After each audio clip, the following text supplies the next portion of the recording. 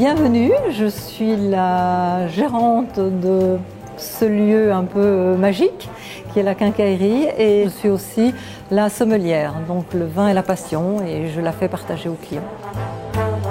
C'était une véritable quincaillerie, elle date du début du 19e siècle avec d'ailleurs derrière le bureau du contremaître où on a installé une table qui accueille des hauts personnages de Belgique qui viennent.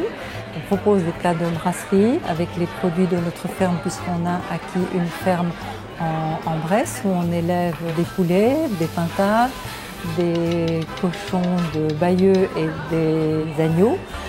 On a un superbe banc d'écaillés. On a un pâtissier maison aussi, ça c'est important. On a un pain qui est fait maison aussi. On travaille non seulement dans l'authenticité du produit, dans le respect de la nature, mais quelque part aussi ça cadre bien avec le cadre de la maison qui est authentique. Et c'est une maison qui est attachante et c'est une maison qui a une âme.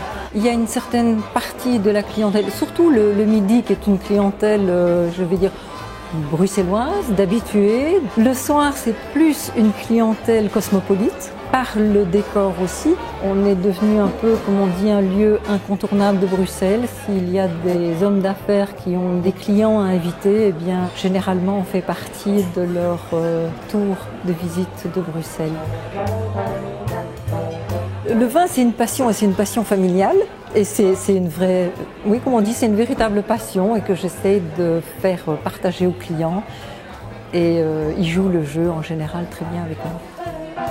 La recherche des vins pour la quincaillerie se fait de plusieurs manières. Il y a fatalement les importateurs, je choisis chez eux en dégustation.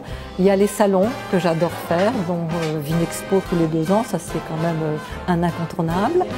Il y a Vinisud à Montpellier, que j'adore faire aussi, car on y retrouve aussi beaucoup de vins bio et en biodynamie. Et là, on fait encore des très belles découvertes.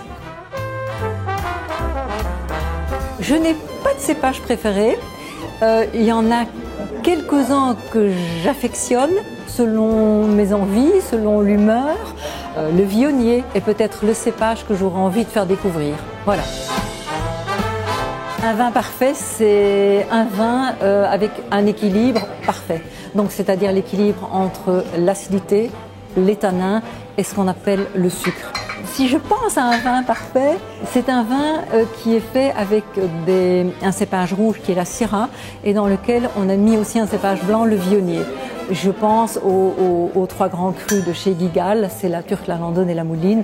Et la Mouline est faite avec du Viognier.